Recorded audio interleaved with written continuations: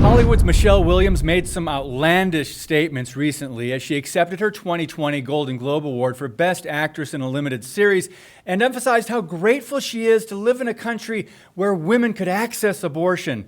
Naturally, the award show audience applauded Williams for her courage as she stood there pregnant, mind you, claiming she freed herself from the bondage an unwanted child would have brought had she or he been allowed to live. Hollywood elites are influencing your kids, whether you like it or not. The message is clear. Williams would not have won her Golden Globe if she didn't get an abortion, and women must do the same if they want a shot at fame and success. So, how much is your firstborn child worth? I'm David Fiorazo, and this is Christ and Culture.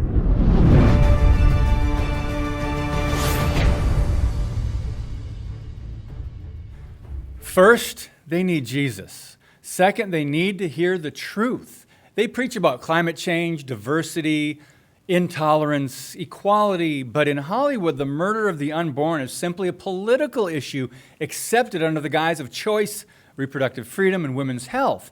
But abortion is not just a political or social issue. The right to life is a moral issue which should be important, at least to Christians.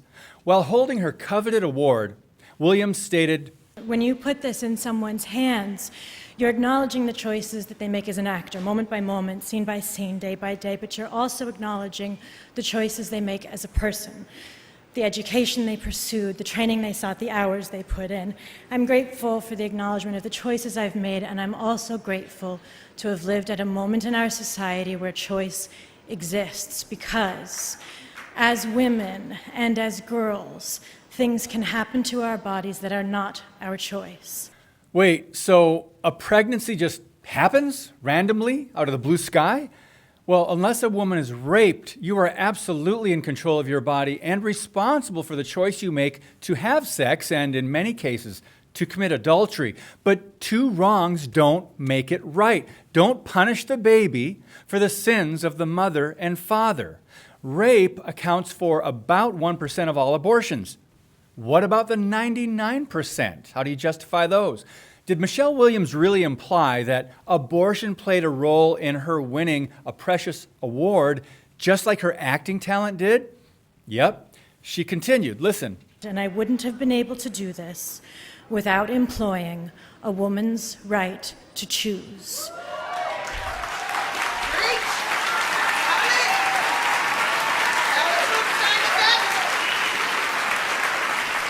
To choose when to have my children and with whom. Well, call me old-fashioned, but usually by marrying someone, you choose to have children with that person. She continued. "But thank God, or whomever you pray to, that we live in a country founded on the principle that I am free to live by my faith and you are free to live by yours." It's interesting, she recognized Hollywood prays to many deities and false gods, but we've now regressed into the realm of moral relativism. You have your truth, I have mine. To me, my truth is that you're 7 months pregnant with a beautiful preborn baby girl, but to you and many in the entertainment industry, you better choose to get rid of that growing lump in your body. Williams' cold-hearted words triggered applause, not unlike a year ago when New York Democrats celebrated the expansion of abortion rights.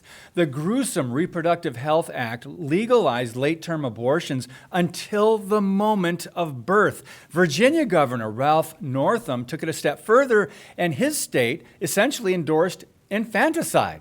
So, if Williams feels that access to abortion improved her life by helping her focus on her career, parroting the Hollywood line that women need abortions is not only false, it's wrong.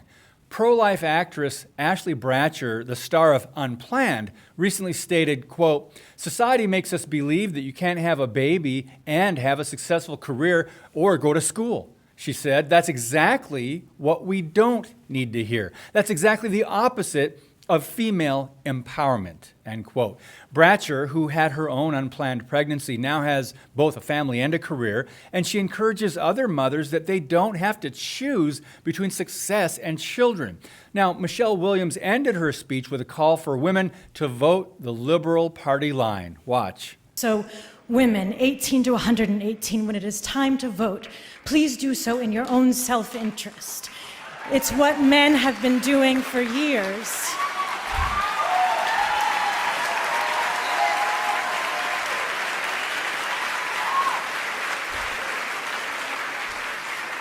It's what men have been doing for years. Don't forget, we are the largest voting body in this country. Let's make it look more like us.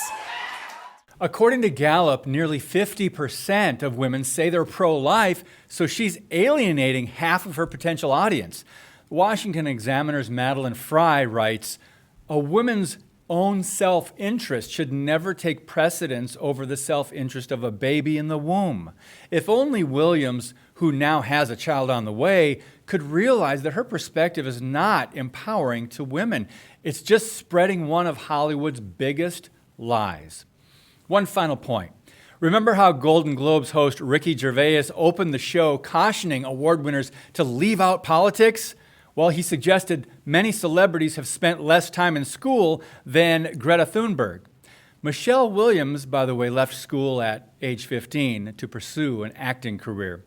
Bottom line, spin it however you want, but a woman that has had an abortion is still a mother, but the child is dead forever. Since every human being has a conscience, Williams and others most likely know they're wrong. The good news is, we want to end with some good news. Surveys indicate more Americans are becoming pro-life. They're changing their minds about abortion, or at least growing more uncomfortable with the idea, especially when they see what Planned Parenthood is doing and they see the 4D images of living, developing human babies inside their mother's wombs. God bless you, and keep speaking the truth about things that matter.